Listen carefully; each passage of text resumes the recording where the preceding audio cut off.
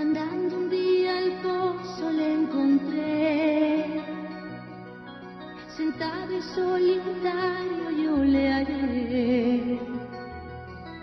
Jamás le había visto por allí, pero me cautivó cuando le vi. Un cántaro llevaba sobre mí, sin nada dentro para compartir. Me vio y me dijo, dame de beber. Y estuve a punto de retroceder. De agua viva me habló, de una que quise beber, de una fuente en mi ser que saciaba al fin mi ser. De agua viva me habló, de una que quise beber, de una fuente en mi ser que saciaba al fin mi ser.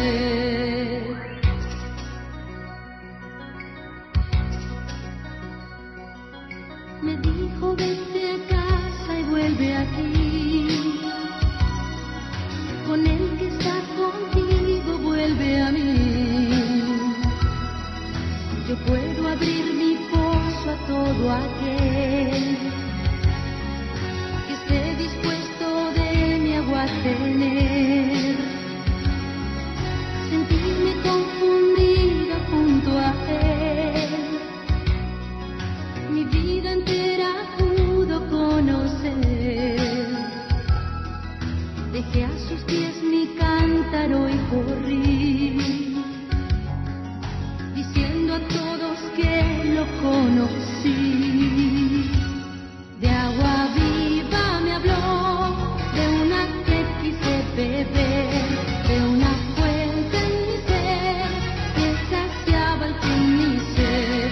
De agua viva me habló, de una que quise beber, de una fuente en mi ser que saciaba al fin mi ser. Vayamos al pozo que Jesús está esperando para darnos agua de verdad. Bebamos del agua que Jesús nos da, porque en fuente de agua eterna se convertirá. Vayamos al pozo que Jesús está esperando para darnos agua de verdad. Bebamos del agua que Jesús nos da, porque en fuente de agua eterna se convertirá. Vayamos al pozo que Jesús está esperando para darnos agua de verdad. Bebamos del agua que Jesús nos da, porque en fuente de agua eterna se convertirá. Porque en fuente de agua eterna se convertirá. Porque en fuente de agua eterna se convertirá.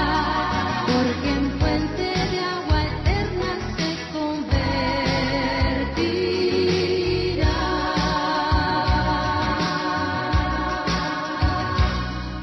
Una de las grandes paradojas de este tiempo moderno y artificial es la tremenda soledad que sufrimos los seres humanos.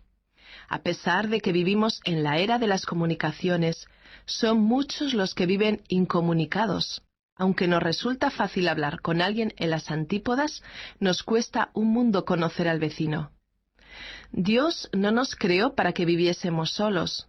Nos ha sido dada la capacidad de tener intimidad con Él, de disfrutar de su presencia, de su compañía. Te invitamos a conocer a la persona más maravillosa, Jesucristo.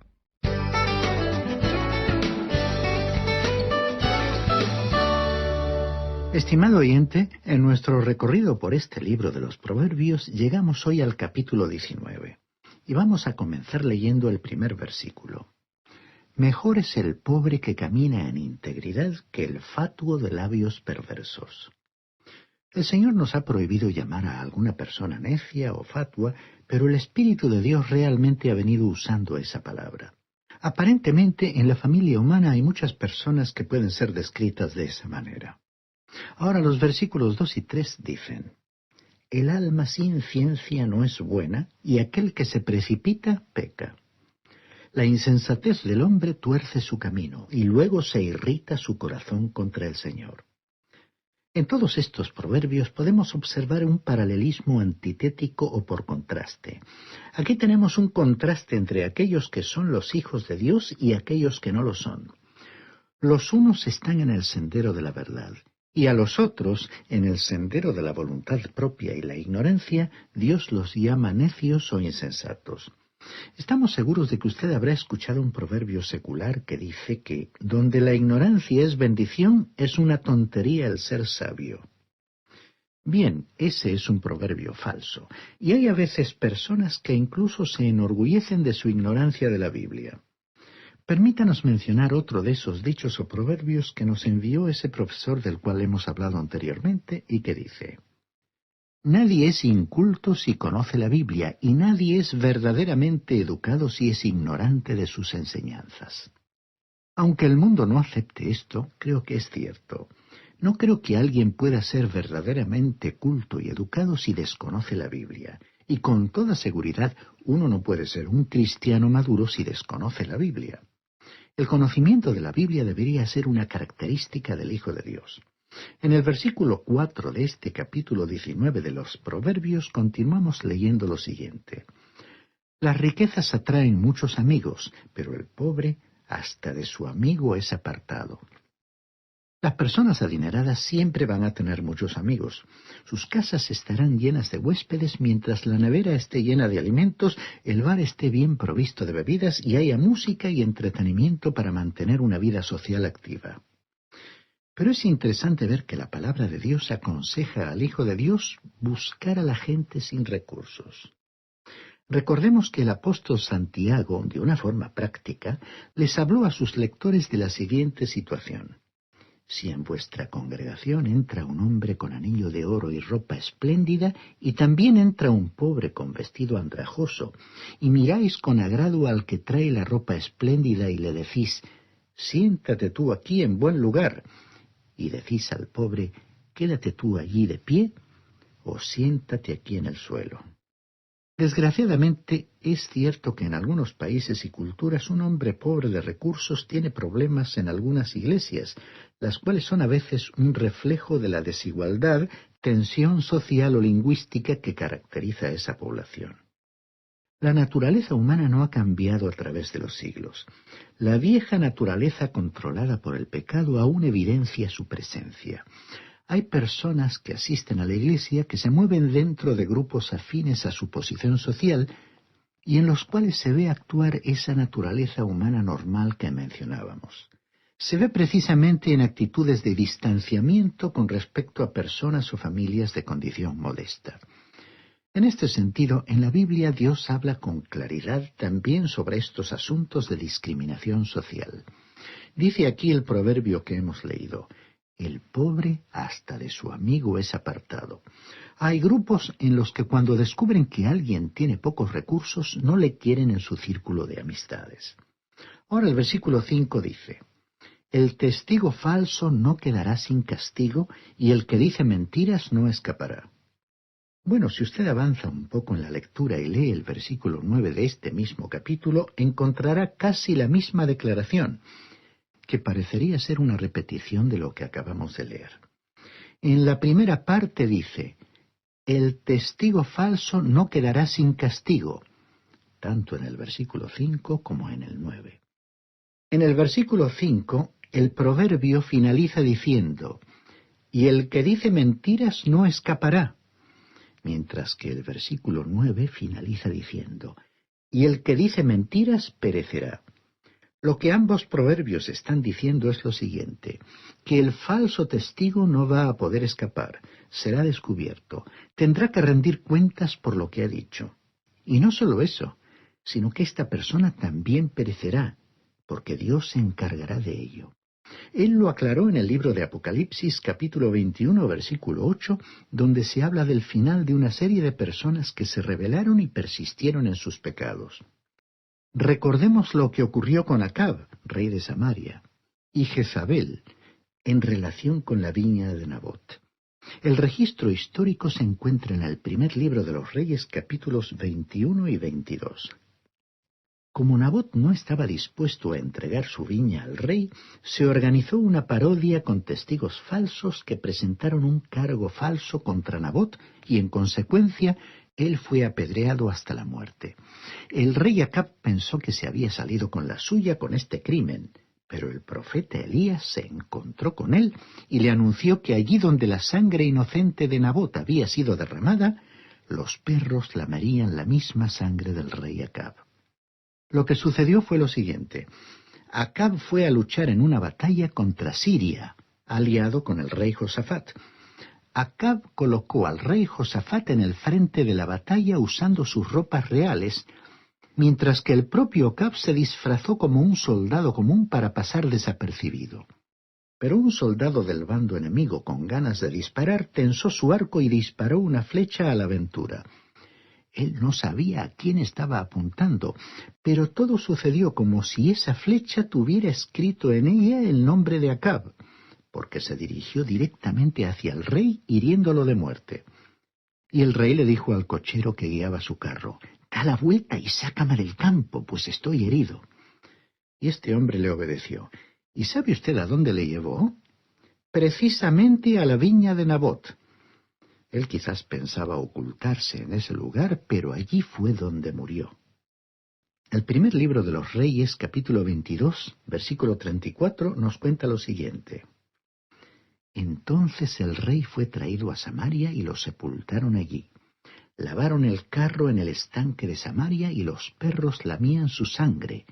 También las rameras se lavaban allí, conforme a la palabra que el Señor había dicho. Ahora, usted opinará como nosotros que aquello fue algo espantoso. Y así fue. Pero, estimado oyente, el mentir, el ser un falso testigo, el ser chismoso ante los ojos de Dios es algo también espantoso y Dios lo detesta. Él dijo que así sería y aquel rey malvado fue advertido de su final, pero persistió en su odio y rebelión y no se arrepintió. ¿Qué cuadro, pues, el que tenemos aquí? Como bien dijo este proverbio, el testigo falso no quedará sin castigo.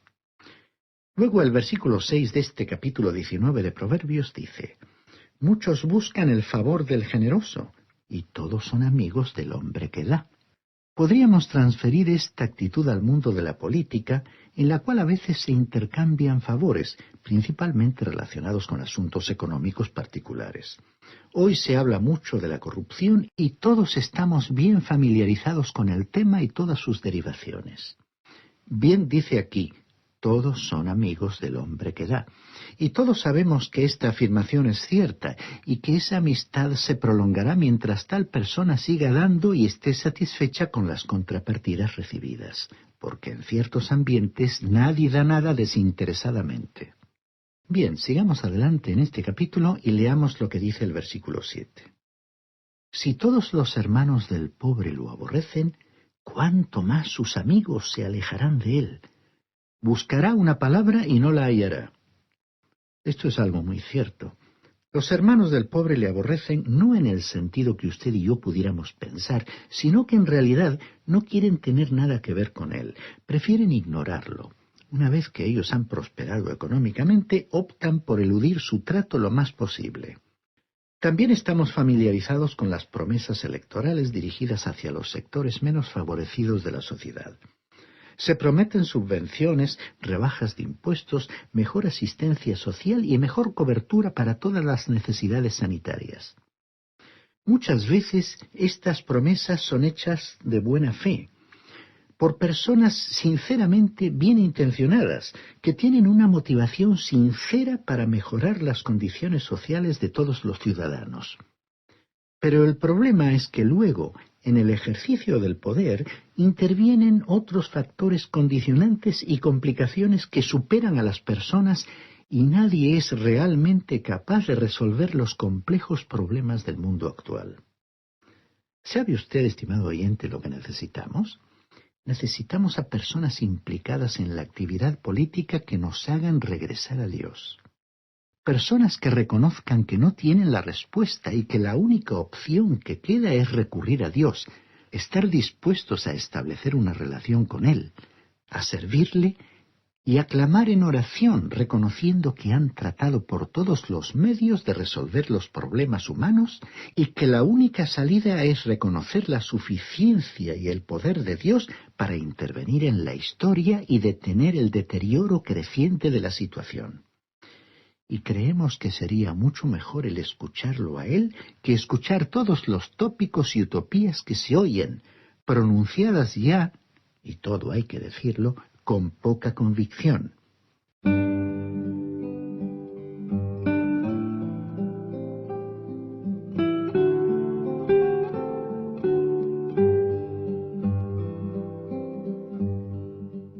Bueno, continuamos ahora con este capítulo 19 de Proverbios y leamos el versículo 13. Dolor es para el padre un hijo necio, y gotera continua las contiendas de la mujer. Nuestro último proverbio sobre este tema, en nuestro programa anterior, nos decía que el que encuentra una esposa encuentra buena cosa. Es decir, que encuentra la otra mitad de sí mismo, la que le completa, y ella es una compañera apropiada para él. Ella no tiene por qué ser su sierva. ¿De dónde habrán sacado algunos la idea de que la esposa tiene que obedecer al marido? Las únicas instrucciones que se encuentran en el Nuevo Testamento sobre la sumisión son aplicables a una situación concreta en el hogar cristiano. La esposa ha de someterse a un marido cristiano que a su vez se someta a Cristo, que la ame como Cristo ama a la Iglesia. Cuando la esposa tiene esa clase de marido, puede haber una armoniosa relación de sumisión espiritual mutua. Este proverbio casi lo haría reír a uno si no fuera porque se refiere en realidad a una situación trágica. Piense usted en el pobre hombre que tiene un hijo insensato y que también tiene una mujer conflictiva. Usted se puede imaginar la clase de hogar en que vive esa persona. Por tal motivo enfatizamos la gran calidad de vida de una pareja unida según el proyecto de Dios, que incluye también a los hijos.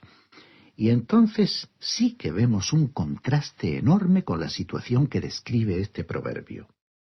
Luego el versículo 14 de este capítulo 19 de Proverbios dice: La casa y las riquezas son herencia de los padres, pero don del Señor es la mujer prudente. Ahora, si usted tiene una buena esposa, usted, estimado oyente, la ha obtenido de parte del Señor, y por cierto, tiene que darle gracias al Señor por ella. ¿Ha hecho eso alguna vez? Y amigo joven que nos escucha, estas situaciones que plantea el libro de Proverbios deberían decirle algo a usted también. ¿Quiere tener una buena esposa, la esposa apropiada para usted? Entonces diríjase a aquel que puede proveerle a usted su otra mitad. No nos referimos a los padres, a quienes por supuesto les agradaría encontrar un buen marido para chicas buenas que desean formar un hogar cristiano. Pero no basta que una esposa sea buena, es decir, llena de cualidades, sino que sea aquella que a los ojos de Dios, que es el Creador, es la más adecuada para formar una pareja con usted. Tenga usted la seguridad de que Él desea para sus hijos un hogar feliz. Así que este proverbio que acabamos de leer es muy práctico y aunque nos presenta un caso negativo, nos orienta a otros pasajes de la Biblia que nos ofrecen el caso positivo, es decir, el hogar y la familia que Dios aprueba. Pasando ahora al versículo 18, leemos lo siguiente: Castiga a tu hijo mientras haya esperanza, pero no se excite tu ánimo hasta destruirlo. Comience a disciplinar a su hijo en la infancia. No espere hasta que sea demasiado tarde. Es posible demorarse tanto que luego pasa el momento oportuno.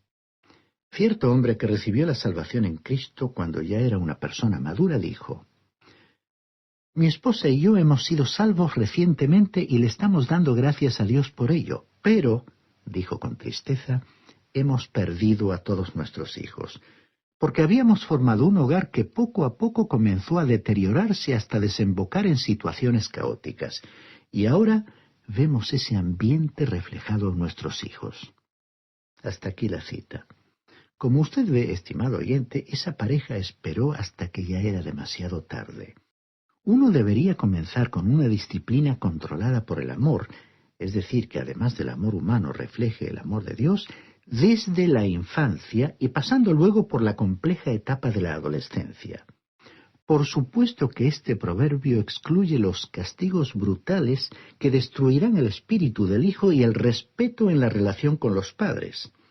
Incluso las leyes civiles se ocupan de prevenir tales castigos brutales y vejatorios, que parece que aún no han sido superados por la sociedad supuestamente avanzada en que vivimos.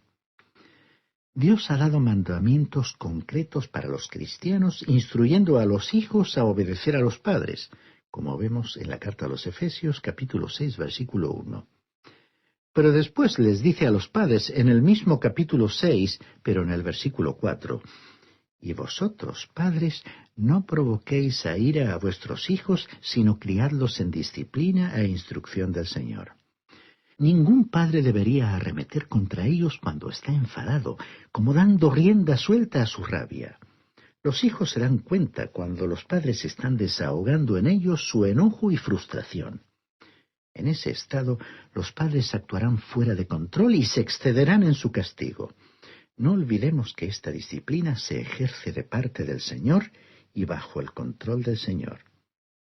Ahora leamos el versículo 21 de este capítulo 19 de Proverbios. Muchos pensamientos hay en el corazón del hombre, pero el consejo del Señor es el que permanece. El ser humano puede intentar aportar muchas explicaciones, muchas soluciones, pero Dios es el único que puede darle el mejor consejo, el consejo personalizado. También los ordenadores, las computadoras pueden dar soluciones, pero solo Dios puede poner el sentido, la motivación que una vida creada por Él necesita. El consejo que Dios da, como dice este proverbio, es el que permanece, es decir, que no necesita ser cambiado ni corregido con el paso del tiempo.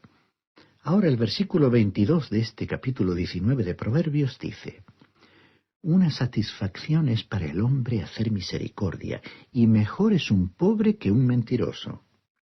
Otra versión comienza este proverbio diciendo: «Lo que es deseable en un hombre es su bondad».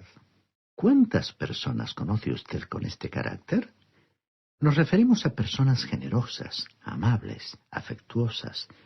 Después el proverbio nos lleva nuevamente al hombre pobre, que con todas sus desventajas familiares y sociales para su familia acomodada, siempre es preferible a un mentiroso.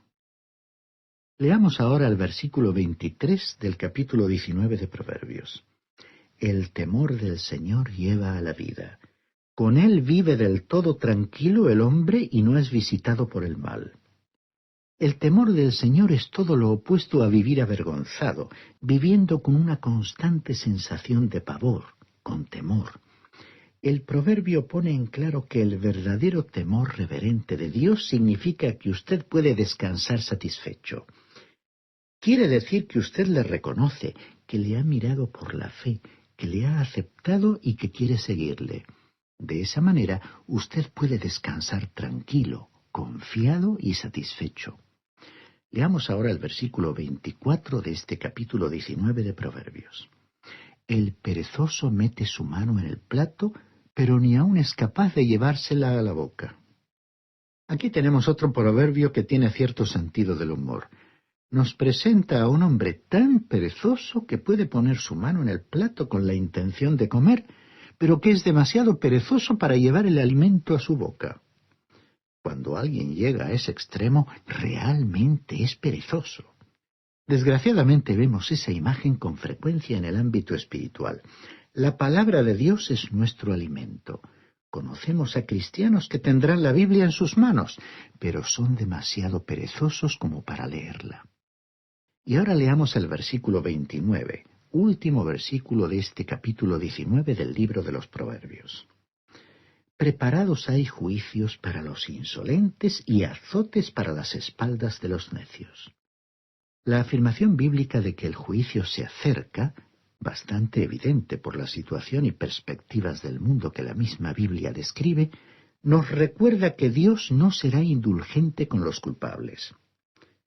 Los placeres del pecado y la maldad tienen su período limitado, pero la paga del pecado durará por toda la eternidad. Y, estimado oyente, ¿cómo afrontará usted esa eternidad? ¿Lo hará con Dios, salvo por Cristo en su reino eterno? ¿O lo hará sin Dios, sin Cristo y sin esperanza? Es Jesús quien venció en la cruz. Fue quien cargó, quien llevó nuestro dolor. Jesús resucitó y por su sangre, sus heridas, nos sanó. Nada es difícil para Dios. Todo es posible al que cree. Hoy las montañas por la fe se mueven.